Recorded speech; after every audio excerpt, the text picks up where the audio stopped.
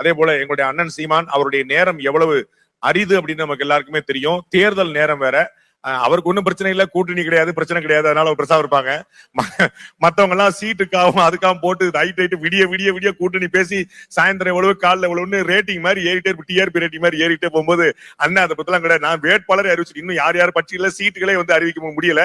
அண்ணன் வேட்பாளரை அறிவிச்சுட்டு அடுத்த களத்து கிளம்பிட்டாரு. அதனால எந்த பிரச்சனை. அவருடைய நேரம் அண்டு தமிழாய்ந்து நீங்க வந்து இன்னைக்கு இருக்கக்கூடிய அரசியல்ல ஒரு நபரை பார்த்து நீங்கள் தமிழ் கற்றுக்கொள்ள வேண்டும், பேச கற்றுக்கொள்ள வேண்டும் என்று சொன்னால் அதற்கு ஒற்றை உதாரணமாக அண்ணன் சீமான் இருக்காங்க பாக்குறோம். தமிழ்ல வந்து தடுமாறாம சிந்தனை திறனோட 24 நான் வந்து பலமுறை சொல்லியிருக்கிறேன். அண்ணன் திடீர்னு ராத்திரி 2 மணிக்கு போன் பண்ணுவாரு. என்னடா பண்ணிட்டு இருக்க அப்படிம்பாரு. அண்ணே 2 மணிக்கு என்னனே பண்ணிட்டு இருப்பாங்க, தூங்கிட்டு இருக்கேன். எப்படா உனக்கு தூக்கம் வருது அப்படிம்பாரு. தூங்கிட்டு தூங்கிடுவேன் எப்படிமே. அந்த புஸ்தகத்தை படிச்சியா, இந்த புஸ்தகத்தை படிச்சியா அப்படின்னு அண்ணன் கேட்கக்கூடிய கேள்விகள் அவ்வளவு ஆச்சரியமா இருக்கும்.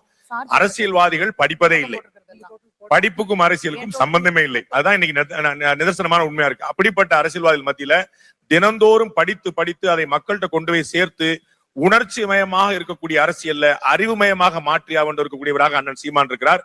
அவர்கள் இருவரும் இருக்கக்கூடிய அவையில ரொம்ப ஆச்சரியமா பேசினாங்க.